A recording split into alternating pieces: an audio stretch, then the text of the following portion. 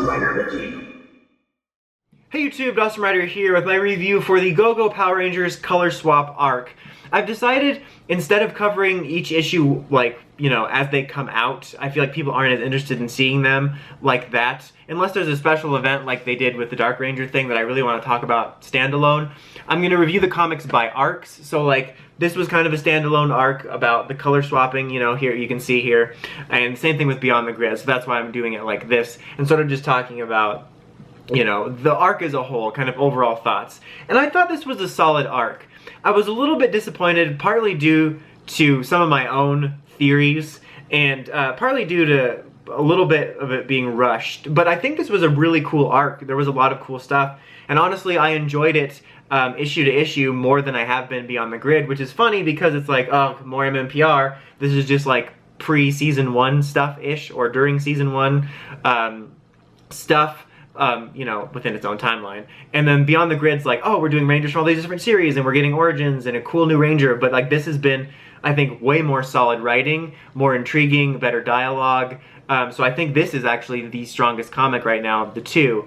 But this arc was cool, and like when we initially saw this, everyone was curious, like, why is this happening? Because, you know, we have the Rangers switching colors, and then not long after that, we got Shattered Grid, where after Draken Point, when the Rangers fixed the timeline, the Morphin Masters or the Emissaries or whatever, I think it was Emissaries, said like, you know, things won't be the same once you flip everything back. And I thought that's what this was. This was my total fan theory, so I don't have a right to be upset that my fan theory wasn't correct. But I thought it would have been cool if like this was, boom, you know, this is New 52. This is what happened after the universe was changed. And then, you know, I kind of had a theory about, it would be like Kyoryuger 100 years after, where they find out that these aren't the right powers, and they have to find their original Ranger mantles. And I thought that would have been cool. This could have been longer running. We could have, I keep pointing to it, like, I'll just do this the whole time. But it could have been cool to explore that for longer. But it wound up not being that. I guess they thought that would be too hard to follow. Like, if you didn't read Shattered Grid, you wouldn't know why things were suddenly like this. But I know that like other comics will do stuff like that, where you'll have a big event like Flashpoint, and it will change like the next run of issues, and I was kind of hoping for something like that. I think it would have been cooler. I think it'd be cool to explore a post-Shattered Grid Draken Point world where slight events are changed. I might do a video about that because I had some cool ideas on that. But again, that was all my theory. The real thing ended up being that they followed Rita through a portal, which wound up mixing their morphing grid signals, and it was primarily Trini and Jason who were like the core drivers of this story in terms of them switching the powers, and we got the most perspective on that. You know, they could hear each other's thoughts, which went into their relationship because they're kind of doing a romance between them, and to what's going on with them individually, like with Jason's dad and stuff, which, you know, it's a cool personal arc. It kind of, for me, awkwardly came in during the Shattered Grid event. It just felt out of place there. But there was some really cool stuff with that, I thought, with kind of highlighting how the Ranger powers felt different, how it made them feel as individuals, and I thought that was super cool. But again, it primarily focused on those two, and the other three didn't really come in until like the last issue, where they all arrived and color swapped, and we got a couple funny lines about like Zach's like, I make this look good, Kim. I think he said something along those lines. And I wish that all 5 Rangers from the start had been, you know, a part of this. And you could have had it where they're separated, so you have Trini and Jason off on their own, so you can still focus on those two. But like, given that they kind of explored different aspects of the characters a bit, and how the Ranger powers feel, or how it made them feel, I think would have been really cool to explore for the whole team, and to get this swap idea a little bit more time. And we got mainly, like, it was just with those two, and I think it was kind of a letdown for me that the other 3 only got them for a hot minute.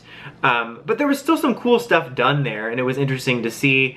But oddly enough, despite like this kind of being the main focus, or, you know, draw of the issues and the covers and the concept, I think it actually wound up being the stuff with Rita that was the most interesting, because like where we followed Rita turned out to lead us to learning more about her, about like what it was like after she conquered places, kind of showcasing that she actually is a conqueror. Because like after watching the show and then the comic to an extent, Rita just shows up and is incompetent and is constantly losing to the Rangers, but it kind of gives you this idea that Rita was a force to be reckoned with before this, kind of shows the aftermath of what had done after that.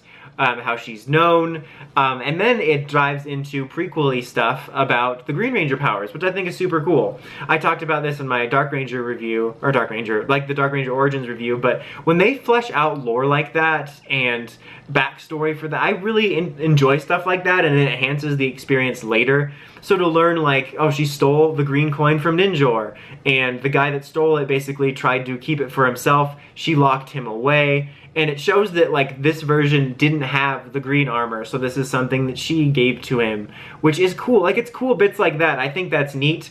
I'm curious exactly how far we'll go into the Tommy stuff and, like, where Go-Go goes from there. But I thought that was super cool, and we got to see, like, that timeline Rita stuff where she had that different costume we saw in the Heroes of the Grid game, that they teased that, and so she has like a different outfit when that happened. But I thought that was super cool lore, and because some of the stuff about the power coins is kind of ill-defined in the show, so that actually wound up being the most interesting aspect for me, was the Rita stuff involving just kind of giving you more of an idea about her presence in the galaxy, her relationship to other characters, the early stuff with the Green Ranger, not just like how she got it, you know, the fact that Tommy wasn't the first one to wear the mantle was kind of cool, and that showing that she kind of modified the powers. I mean, obviously we know she added dark magic with everything, but that was cool. I'm definitely interested to see where they go with it, in terms of, I'm sure we'll get to Tommy stuff in a way, but it's like, since so much of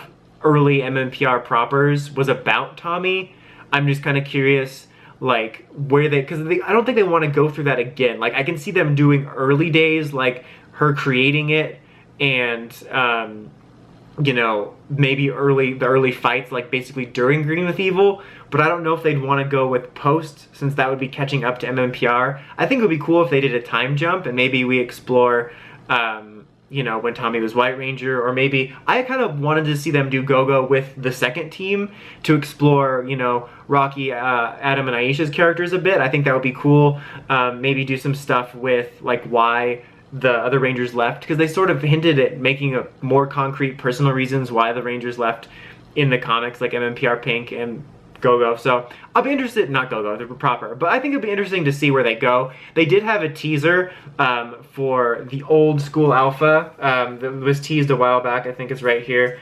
This one right here, I can't remember, is it Alpha 1, Alpha 0? I can't remember which number it is, I'm so sorry. But it's like an earlier version of Alpha, not Buffy. They just teased Buffy's gonna show up. I'm whelmed. But so that's kind of cool. It'll be interesting to see how that ties into the next arc. But yeah, this has been a surprisingly enjoyable comic in general. I've mentioned previously for the comics, when they first came out, I was like, oh, I've heard they're good, but it's MMPR. And then I'm like, oh, this is amazing. And then they're like, we're gonna do another one, but it's also MMPR. But then it ended up being really good. And it's kind of funny that after Shattered Grid being kind of my main focus, that of the two right now, let me get my visual aid, like Go-Go I think has been stronger. So I think this was a cool arc. I was a little bit let down by my overzealous expectations of my own theories, and I think that with the color swap stuff there could have been some more stuff explored, but this was still a really solid and enjoyable arc. I'd probably give it an 8 overall. Like, it's been an enjoyable read. Definitely recommend you check this comic out if you haven't, and I'm looking forward to seeing what comes next, because honestly, with it being kind of more of a personal character-based comic, I've been surprised that we've been getting more unique plot stuff like this and like Alpha, and I'm looking forward to that in the future. Anyway, until next time, like, comment, subscribe, and of course, don't forget to climb the steps and ring that bell to get notifications for all my videos. Until next time, Dawson Rider, signing out.